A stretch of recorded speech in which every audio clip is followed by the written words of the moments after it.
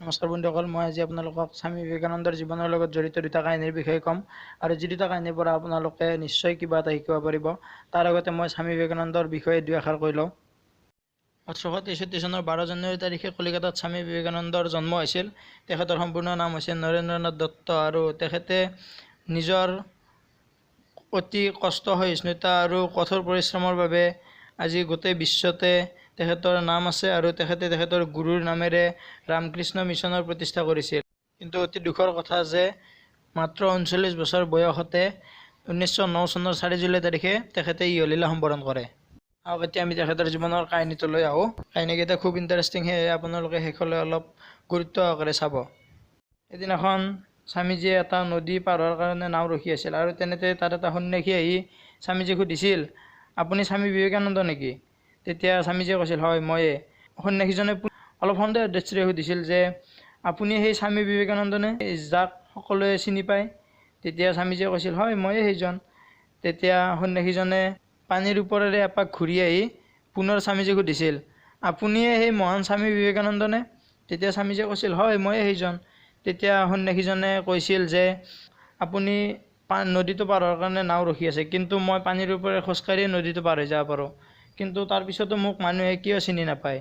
কিন্তু আপোনাক ইমান ভালকৈ জানে মানুহে, ইমান মানে। কিন্তু তেনেতে নাও আহি পালে আৰু স্বামীজী আৰু এই সন্যাসীজন দুয়ো একেলগে নাওখনেৰে সিপাৰলৈ গ'ল আৰু নাৱৰ পৰা নামি স্বামীজীয়ে নাৱৰীয়াজনক 1 টকা দিলে। দুয়োৰে 50 পইচা ভাড়া আছিল। দি স্বামীজীয়ে সন্যাসীজনক সুধিলে যে আপুনি পানীৰ ওপৰত খোজকঢ়া বিদ্যাটো শিকিবৰ বাবে কিমান বছৰ লাগিছে? তেতিয়া সন্যাসীজনে কৈছে যে 15 বছৰ। তেতিয়া স্বামীজীয়ে কৈছিল যে এই মাত্ৰ 50 পইচা ভাড়াৰ কামখিনিত আপুনি 15 বছৰ এনে নষ্ট কৰিছে। যদি আপুনি সেই 15 বছৰ এই বিদ্যাটো শিকাৰ বাবে নষ্ট নকৰি মানুহৰ ভালৰ বাবে কাম কৰিলেহেঁতেন, তেনেহ'লে আপোনাকো সকলোৱে জানিলেহেঁতেন। মই সেনেকুৱা কোনো বিদ্যা শিকাৰ কাৰণে জীৱনৰ সময় নষ্ট কৰা নাই। যিখিনি সময় পাইছোঁ সেইখিনি মই মানুহৰ কামত খটাইছোঁ। সেইবাবে মই আজি স্বামী বিবেকানন্দ আৰু আপুনি কোনোৱে নজনা সন্যাসীজন হৈ আছে।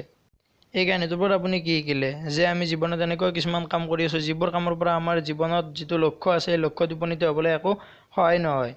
সেয়ে আপুনিও আজি ডিচাইড কৰক যে এনেকুৱা কাম যদি কিবা কৰি আছে আজিয়ে বাদ দিয়ক, আৰু যিটো কাম কৰিলে আপুনি আপোনাৰ লক্ষ্যত উপনীত হ'ব পাৰিব বুলি ভাবে তেনেকুৱা কামত মন প্ৰাণ লগাই দি সম্পূৰ্ণ ফকাচেৰে কৰক। দ্বিতীয় কাহিনীটো আছিল এজন ল'ৰাৰ, যিজন ল'ৰা একদিন দুখ মনে স্বামীজীৰ ওচৰলৈ আহিছিল আৰু স্বামীজীক কৈছিল যে স্বামীজী, মই কিবা এটা কাম কৰাৰ কাৰণে ইমান কষ্ট কৰোঁ বা যিটো কাম কৰোঁ সেইটোত মই সম্পূৰ্ণ মন প্ৰাণেৰে কৰোঁ, কিন্তু তাৰপিছতো মই সেই কামটোত কিয় সফল হ'ব নোৱাৰোঁ? তেতিয়া স্বামীজীয়ে সেই ল'ৰাটোক একো নকৈ স্বামীজীৰ এটা পোহনীয়া কুকুৰ আছিল আৰু সেই কুকুৰটোক এপাক ঘূৰাই আনিবলৈ কৈছিল।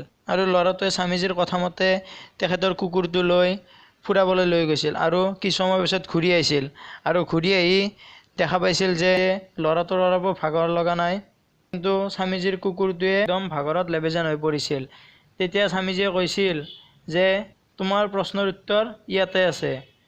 চোৱা, তুমি আৰু কুকুৰটোৱে একে সমান জেগা ঘূৰি আহিছা, কিন্তু কুকুৰটোৰ বেছি ভাগৰ লাগিছে কিন্তু তোমাৰ ভাগৰ লগা নাই, কিয়? তেতিয়া ল'ৰাজনে কৈছিল যে কুকুৰটোৱে গোটেই ৰাস্তা ইফাল সিফাল কৰি আৰু বেলেগ কুকুৰবোৰৰ লগত কাজিয়া কৰি আহিছে, কিন্তু মইতো চিধা চিধি ৰাস্তাৰে আহি আছোঁ, সেয়ে কুকুৰটোৰ ইমান ভাগৰ লাগিছে। তেতিয়া স্বামীজীয়ে কৈছিল, হয় ঠিক সেইটোৱে, তোমাৰো জীৱনত তেনেকুৱা হৈ আছে। তুমি কামটো কষ্ট কৰি কৰা হয়, কিন্তু কামটোৰ পৰা ছাকচেছ হ'বলৈ যিটো ফকাছৰ প্ৰয়োজন সেই ফকাছটো তোমাৰ নাই।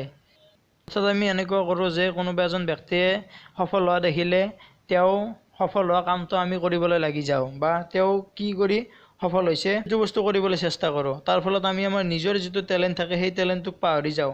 সেয়ে আমি বহুত কষ্ট কৰিও সফল হ'ব নোৱাৰোঁ। সেয়ে সদায় আমি আমাৰ নিজৰ পেশ্যন কি তোমাৰ সেইটো বস্তু চাব লাগে আৰু সেই পেশ্যন মতে কাম কৰিব লাগে, তেতিয়া লাইফত ছাকচেছ হ'ব পাৰিবা। এই ভিডিঅ'টোৰ পৰা আপুনি কিবা শিকিব পাৰিলে তেনেহ'লে ভিডিঅ'টো লাইক কৰিব আৰু কোনটো ষ্টৰী বেছি ভাল লাগিলে এইটো মোক কমেণ্ট কৰি জনাব। ধন্যবাদ।